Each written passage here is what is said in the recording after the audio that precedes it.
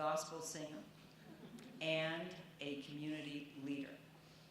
Frankly, Carla, you could probably give us a few pointers on time management.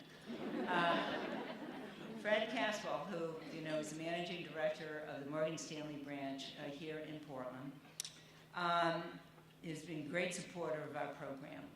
Attended the luncheon last year, as he is this year, and he immediately thought of Carla Harris to be the perfect keynote speaker for this luncheon this year.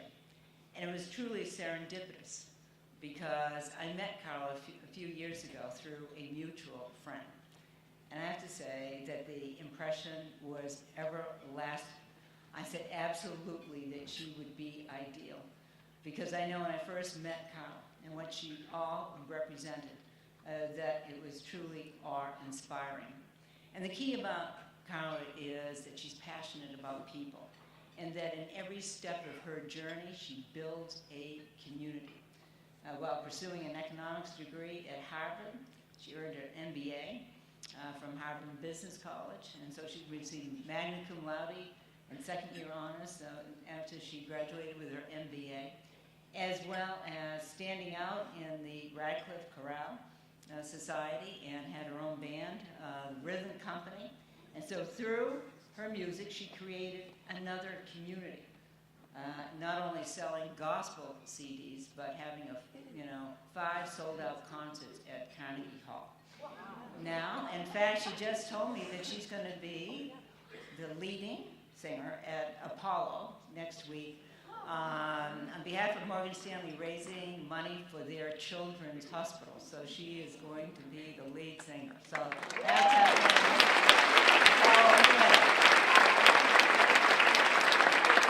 You can see she's remarkable, and she's a leader at Morgan Stanley. As vice chair, managing director, senior client advisor. She has vast expertise across key sectors, of industry and of our economy, from retail to media to technology, healthcare, transportation, and telecommunications.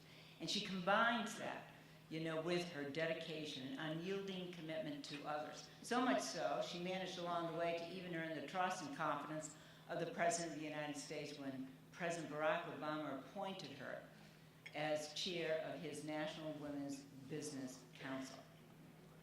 So unfailingly, she has taken the time, and that's every step of her journey, to build a community for women following in her footsteps and the footsteps of other leaders by sharing her lessons learned, her experiences, to enable and to empower other young women to achieve their leadership potential. And as she climbed ever higher, she continued to help countless women along the way. She even managed to publish 2 books, Strategize to Win and Expect to Win, and you should read them. In fact, the Institute incorporates some of Carla's pearls, as she describes them, is the lessons that she's learned, the wisdom that she's gathered, the knowledge along the way, and she includes them at the end of each chapter. And so she continues to build a community even with her readers, helping women and men to strive to unlock their inner Carla. Such is the caliber, the commitment, the courage, the intellect, the vision, and the amazing selflessness with our keynote speakers. So please give a very warm Maine welcome to Carla Harris.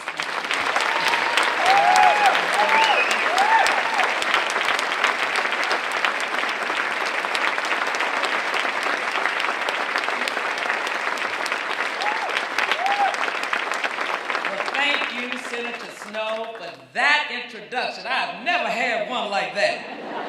And good afternoon, Olympia Snowe Women's Leadership Institute. It is really an honor and a privilege to be here, to be able to share, as she said, some of what I like to call Carla's pearls, my hard-earned and hard-learned pearls, after being a woman on Wall Street for, as of this summer, for 31 years. But before I get started, I want to thank Senator Snowe again for her investment in me. Because as you've heard, I was appointed by President Obama Obama to chair the National Women's Business Council, and I had never, ever had any interaction in Washington at all. So it's suffice it to say, I was more than green as I took on this role. And she took the time to have a dinner with me to give me a little bit of the lay of the land. And she had no idea of the magnitude of that investment. Y'all know I'm a banker, so it's going to be about investments and yield, right?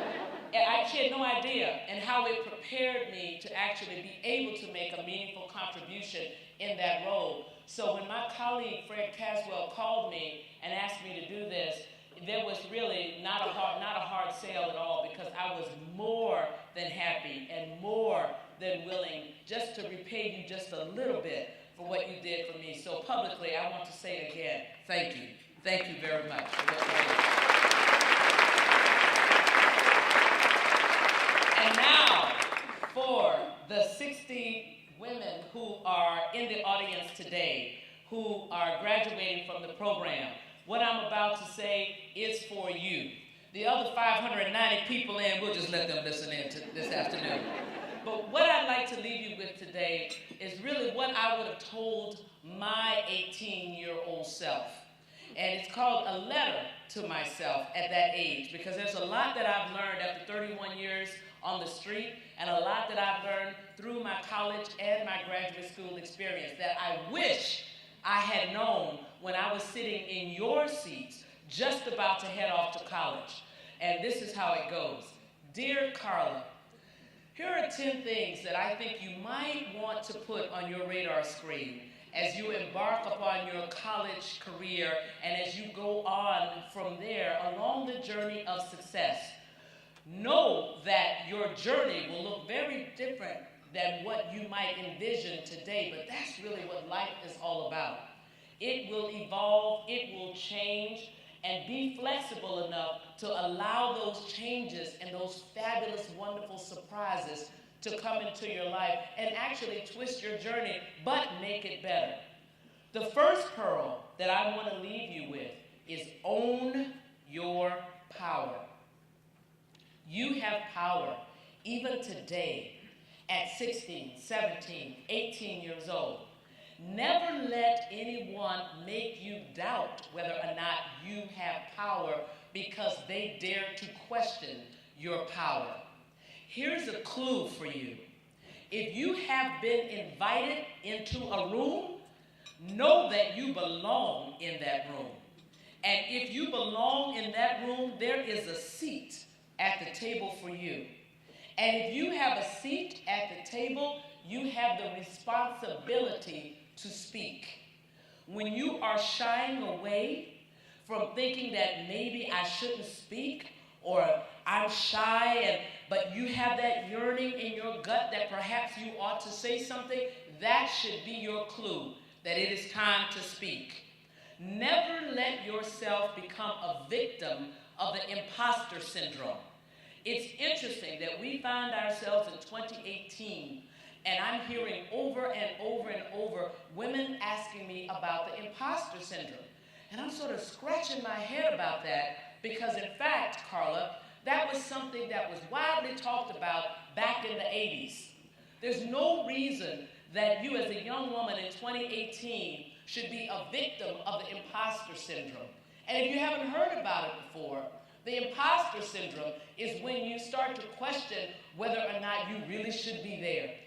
And I don't know why they picked me for this thing.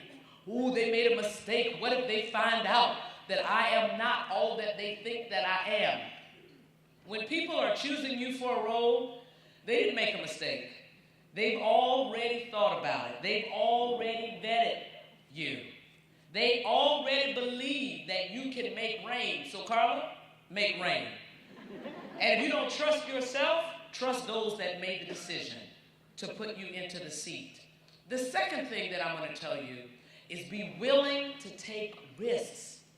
Being willing to take risks is really what fuels your growth at the end of the day. If you don't take a risk, you don't grow as much as you could really grow.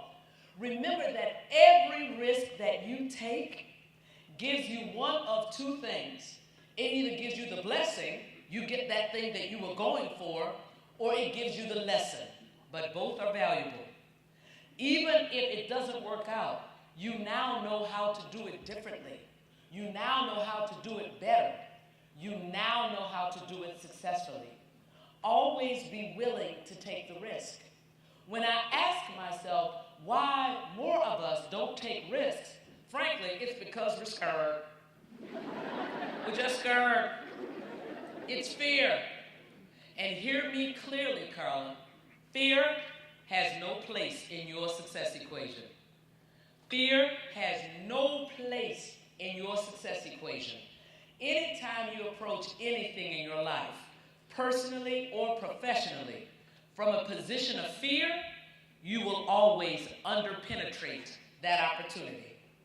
And whenever I have felt it creeping up the back of my neck, I remind myself of that old Southern saying, fear is just false evidence of things appearing real.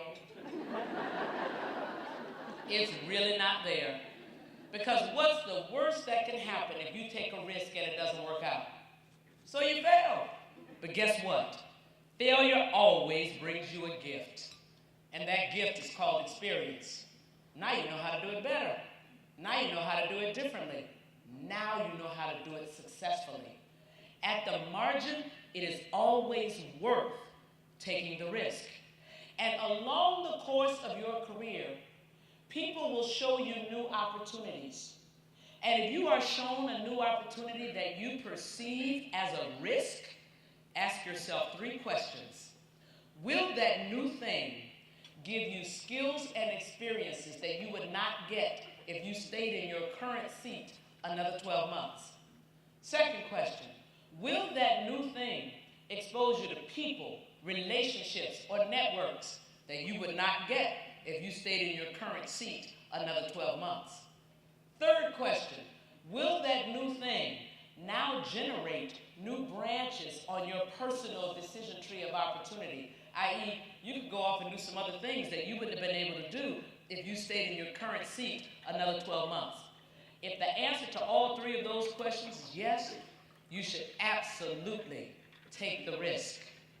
The next thing that I want to tell you, Carla, is remember that it is much easier to beg for forgiveness than it is to ask for permission.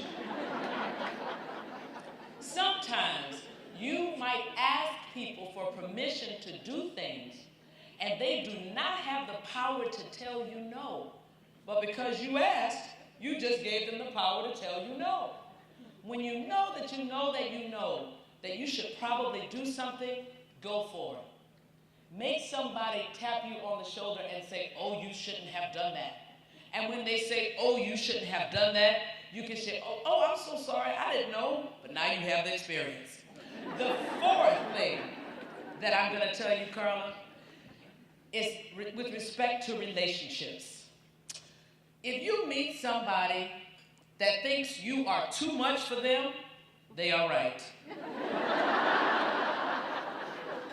Never apologize for your success.